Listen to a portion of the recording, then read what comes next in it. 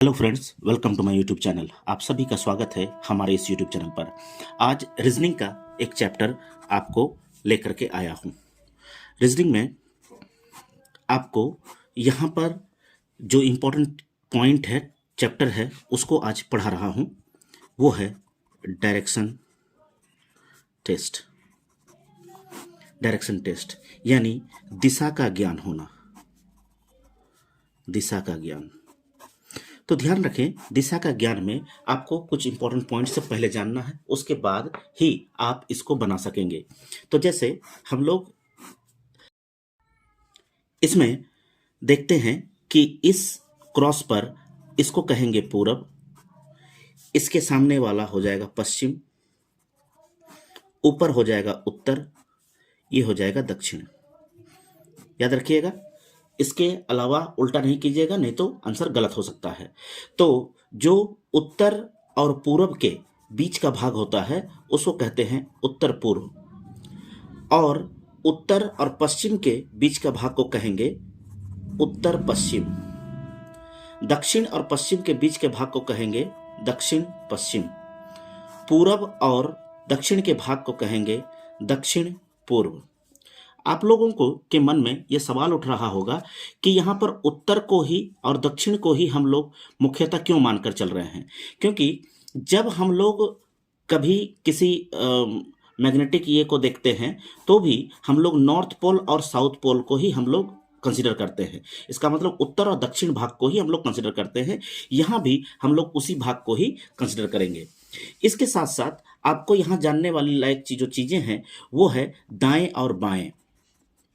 दाएं बाएं तो आप लोगों को पता होगा, जैसे मान लीजिए हम इस तरह से अगर हम देख रहे हैं और कोई आदमी यहाँ खड़ा है तो इसका दायां और बायां कहाँ होगा, तो इसका दाहिना होगा इस तरफ, ये हो गया उसका दायां, और उसके विपरीत में ये उसका बायां।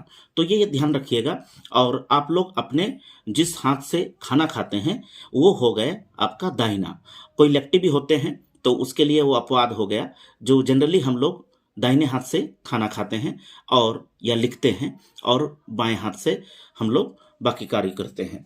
तो इस तरह से जो है हम लोगों को दायां बायां को समझना जरूरी है। अब जैसे कोई क्वेश्चन आपको दे देता है, इस क्वेश्चन में आपको बोलता है कि कोई एक व्यक्ति है, वो व्यक्ति पहले पूरब की ओर गया, तो पूरब मतलब इस तरफ जाएगा, और फिर वह उत्तर की ओर गया तो उत्तर इस तरह से जाएगा ऊपर की ओर। तो यहाँ क्वेश्चन आपको ऐसा पूछ सकता है कि जैसे कोई व्यक्ति पूरब की ओर 3 किलोमीटर गया, फिर वह उत्तर की ओर 4 किलोमीटर गया। अब बोलेगा कि वह अपने प्रारंभिक स्थान से, क्वेश्चन पूछेगा प्रारंभिक स्थान से कितनी दूरी और किस दिशा में है। तो जहां दूरी की बात करेगा, कितनी दूरी में है, तो हम लोग को सीधी दूरी को लेना है, इस तरह से सीधी दूरी को लेना है। तो सीधी दूरी जब हम लोग देखेंगे तो यहां हम लोग देख रहे हैं कि एक समकोण त्रिभुज बना रहा है। तो समकोण त्रिभुज में सीधी दूरी निकालने का तरीका है कि यहां पर हम कर्ण को निकाल रहे हैं। तो कर्ण स्क्वायर बराबर हम लोग जानते हैं लंब स्क्वायर जोड़ आधार स्क्वायर। ये पाइथागोरस प्रमेय के फॉर्मूला से आधारित है। इसी के आधार पर हम लोग इसका आंसर हम लोग निकालेंगे। तो यहाँ 4 हो गए, यहाँ 3 हो गया, तो यहाँ 5 हो जाएगा। ये हमेशा याद रखिएगा, 4 3 जहाँ दिया है 5 होगा, 5 4 जहाँ दिया है वो 3 होगा। खासकर इस तरह के ये पर, यानी जब पाइथागोरस प्रमेय को यूज करते हैं। यदि आपको दिशा के बारे में कह रहा है तो अब दिशा के बारे में आप लोग क्या करेंगे कि यहां पर हम लोग इस तरह से क्रॉस लगा देंगे।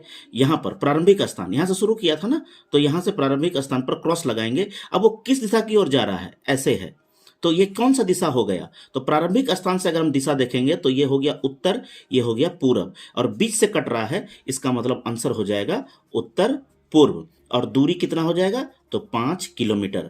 तो आई होप आप सभी को क्लियर हो रहा होगा।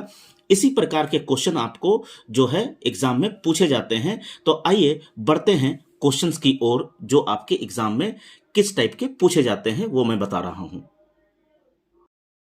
क्वेश्चन में आगे बढ़ते हैं। यहां क्वेश्चन में बोला है कि ए ने पश्चिम की ओर 5 किलोमीटर की दूरी तय की और बाएं ओर मुड़कर 3 किलोमीटर चला। वह दाईं ओर मुड़कर 9 किलोमीटर चला। इसके बाद उत्तर की ओर 3 किलोमीटर गया।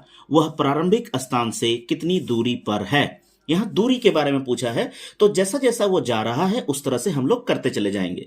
तो सबसे पहले बोला है, यहाँ पर आप लोग नहीं जानिएगा तो क्रॉस लगा लीजिएगा। ये हो जाता है पूरब, ये हो जाता पश्चिम, ये होता उत्तर, ये होता है दक्षिण। तो सबसे पहले कोई व्यक्ति कहाँ जा रहा है? पश्चिम की ओर जा रहा है। पश्चिम मतलब इस तरफ जा रहा है। कितने किलोमीटर गया? तो 5 किलोमीटर गया। और फिर वह अपने बाएं ओर मुड़ जाता है, बाईं ओर। तो बाईं ओर मतलब यहां कोई आदमी इस तरह से जा रहा है तो उसका बायां जो है इस तरफ से होगा। तो बाईं ओर मुड़ करके वो कितना किलोमीटर गया? 3 किलोमीटर गया।